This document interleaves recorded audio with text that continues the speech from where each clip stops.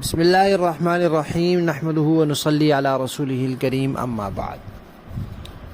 پیارے پیارے بچوں، ننھے منھے پھولوں، اللہ تعالیٰ آپ سب کو ہمیشہ خوش رکھیں۔ الاحسان اکیڈمی والے چچا کی طرف سے السلام علیکم ورحمۃ اللہ وبرکاتہ۔ پیارے بچوں، آج ہماری کہانی کا عنوان ہے سانپ بنا محافظ۔ پیارے بچوں، آپ کو پتہ ہے کہ سانپ موذی جانور ہے۔ موذی کہتے ہیں تکلیف دینے والا، نقصان پہنچانے والا۔ تو سانپ موذی جانور ہے، انسان کو ڈنگ مار دیتا ہے، ڈس لیتا ہے، اور کئی دفعہ سانپ کے ڈسنے سے انسان مر جاتا ہے۔ اس کا زہر ہوتا ہے، وہ جسم میں پھیل جاتا ہے۔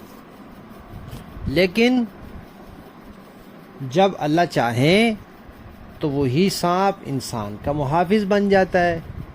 جب اللہ چاہے تو سانپ انسان کی بات ماننے لگ جاتا ہے، انسان کے کام آنے لگ جاتا ہے۔ بہت سے واقعات ہیں۔ تو آج ہم ایک ایسا واقعہ سنیں گے کہ جس میں سانپ نے حفاظت کی، ڈسا نہیں، ڈنگ نہیں مارا، وہ محافظ بن گیا۔ کیسے بنا؟ پیارے بچوں، آپ کو پتہ ہے نبی پاک صلی اللہ علیہ وسلم کے دو بہت پیارے نواسے تھے، حضرت امام حسن رضی اللہ تعالی عنہ اور حضرت امام حسین رضی اللہ تعالی عنہ۔ وہ دونوں صحابی بھی ہیں اور اہل بیت میں سے بھی ہیں۔ اہل بیت کا مطلب ہے نبی پاک صلی اللہ علیہ وسلم کے مسلمان رشتہ دار۔ تو وہ حضور کے نواسے ہیں، حضور کی پیاری بیٹی کے بیٹے ہیں، پیارے نواسے ہیں، تو اس لیے وہ اہل بیت میں بھی ہیں اور مسلمان بھی، صحابی بھی ہیں۔ وہ دونوں چھوٹے چھوٹے سے تھے۔ ایک دن وہ دونوں کہیں گھر سے نکلے تو بچے جیسے نکل جاتے ہیں تو بس وہ نکل گئے، آبادی سے دور چلے گئے۔ اب جب دیکھا، کیونکہ وہ گھر میں ہوتے تھے، کبھی نبی پاک صلی اللہ علیہ وسلم کے پاس آ جاتے تھے، تو اب جب توجہ ہوئی، دیکھا تو وہ دونوں ملے ہی نہیں۔ گھر میں دیکھا تو گھر میں بھی نہیں ملے، مسجد میں دیکھا مسجد میں نہیں ملے۔ تو کسی نے آ کر نبی پاک صلی اللہ علیہ وسلم کو بتایا کہ حضرت حسن اور حسین دونوں مل نہیں رہے۔ تو دن کا وقت تھا۔ نبی پاک صلی اللہ علیہ وسلم نے صحابہ کرام سے فرمایا کہ سب اٹھیں اور میرے دونوں بیٹوں کو تلاش کریں۔ سب لوگ ان کو تلاش کرنے کے لیے چل پڑے، گلیوں میں ادھر ادھر۔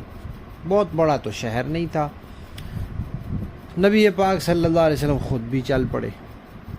چلتے چلتے چلتے آپ ایک جگہ پہنچے، وہاں پہاڑ تھا دونوں طرف اور درمیان میں جگہ تھی، اس کو کہتے ہیں پہاڑ کا دامن۔ انسان کی جو قمیض ہوتی ہے، قمیض کے جو آگے نیچے لٹکا ہوا حصہ ہوتا ہے، اس کو دامن کہتے ہیں۔ یہ قمیض کا دامن ہوتا ہے۔ تو اس طرح پہاڑ کے نیچے جو جگہ ہوتی ہے اس کے پاس، اس کو پہاڑ کا دامن کہتے ہیں۔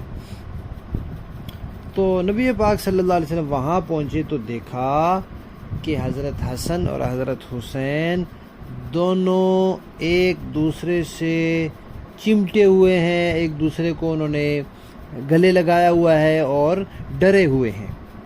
اور قریب ہی ایک کالا سانپ اپنی دم کے اوپر ایسے اونچا ہوا ہے اور منہ سے ایسے آگ کی طرح چنگاریاں نکال رہا ہے۔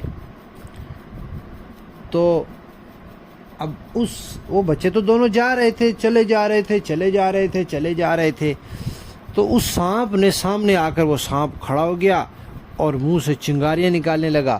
وہ دونوں اس کو دیکھ کر رک گئے اور وہ ڈر گئے، تو دونوں نے ایک دوسرے کو گلے لگا لیا۔ اتنے میں نبی پاک صلی اللہ علیہ وسلم پہنچ گئے۔ تو وہ سانپ اللہ تعالیٰ نے بھیجا تھا کہ یہ بچے آگے نہ جائیں۔ تو پھر جب اس سانپ نے نبی پاک صلی اللہ علیہ وسلم کو دیکھا تو پھر وہ واپس چلا گیا، اور نبی پاک صلی اللہ علیہ وسلم نے ان دونوں کو لیا، پھر ان کو اپنے ساتھ لگایا اور ان کو اپنے کندھوں پر بٹھایا۔ ایک کو دائیں کندھے پر بٹھایا اور ایک کو بائیں کندھے پر بٹھایا، اور پھر ان کو واپس لے کر آ رہے تھے، راستے میں ایک صحابی نے ان بچوں سے کہا کہ آپ کو تو بہت اچھی سواری ملی ہے کہ آپ نبی پاک کے کندھوں پہ بیٹھ گئے ہیں۔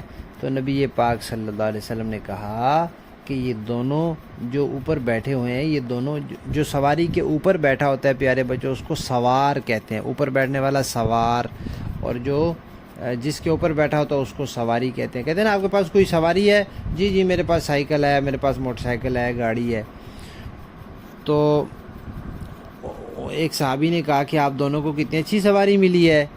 تو نبی پاک صلی اللہ علیہ وسلم نے کہا کہ یہ دونوں سوار بھی تو بہت اچھے ہیں۔